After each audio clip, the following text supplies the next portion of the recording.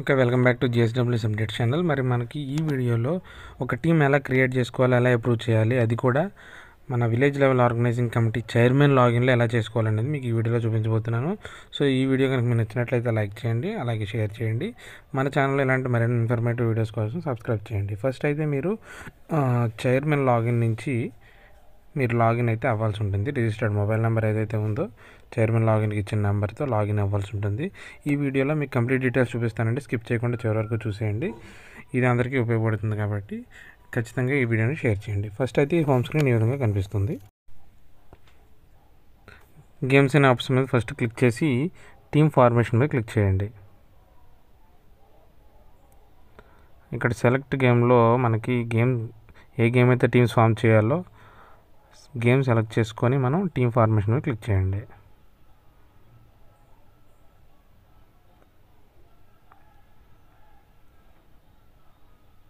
ఇప్పుడు మనం create new team అనే ఆప్షన్ ఉంది కదండి, దాని మీద క్లిక్ చేయాల్సి ఉంటుంది. చైర్మన్ మొబైల్ నెంబర్తో ఒక టీం అయితే క్రియేట్ అవుతుంది అనమాట. సో క్రియేట్ టీమ్ మీద క్లిక్ చేసినప్పుడు ఫైన్ సక్సెస్ మెసేజ్ వస్తుంది. స్కిప్ చేయకుండా వీడియోని చివరి వరకు చూడండి. ఇప్పుడు టీం క్రియేట్ అయిందండి. క్రియేట్ అయిన తర్వాత ఈ విధంగా కనిపిస్తుంది.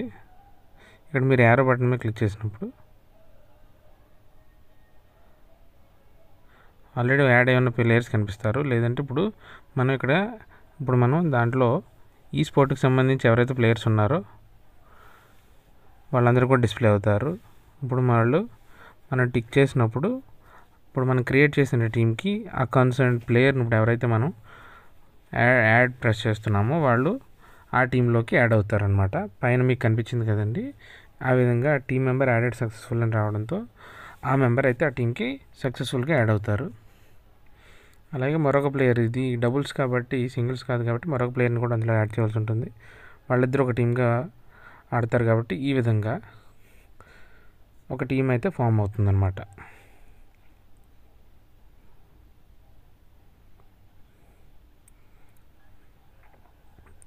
సో ఈ విధంగా బ్యాడ్మింటన్కి కావాల్సిన ఇద్దరు ప్లేయర్స్తో మనం ఒక టీంని అయితే మనం యాడ్ చేయడం జరిగింది. ఇక్కడ మనకి అప్రూవల్ ఫర్ పెండింగ్ అని చూపిస్తుంది. మనం ఇక్కడ రైట్ మార్క్ బటన్ మీద క్లిక్ చేసిన తర్వాత ఇక్కడ ప్లేయర్స్ అయితే మనకి డిస్ప్లే అవ్వడం జరుగుతుంది. అందరు టీంలో ఉన్న మెంబర్స్ అందరూ కూడా. అక్కడ మనం యారో మార్క్ క్లిక్ చేసి మనం అప్రూవ్ అని క్లిక్ చేస్తే మనకి టీం అయితే అప్రూవ్ అవుతుందన్నమాట. ఈ విధంగా టీం అయితే ఫార్మేషన్ చేయొచ్చు. ఇప్పుడైతే మీరు అందరూ చూడండి, ఇప్పుడు ఒక టీంలో మెంబర్ని డిలీట్ చేయడం ఎలాగా, అలాగే టీం డిలీట్ చేయడం ఎలాగా అనేది చాలామంది నా ప్రీవియస్ వీడియోస్లో అడుగుతున్నారండి. ఇప్పుడు మీకు చూపిస్తాను.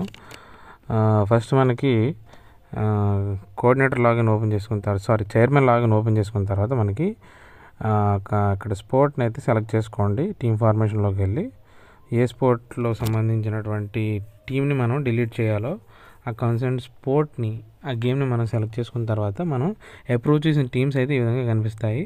మీరు టీంలో మెంబర్ని డిలీట్ చేయాలంటే ఆ మెంబర్ పేరు మీద డిలీట్ అనే ఆప్షన్ ఉంటుంది. డిలీట్ చేసినప్పుడు ఆర్ యు షూర్ అని అడగడం జరుగుతుంది.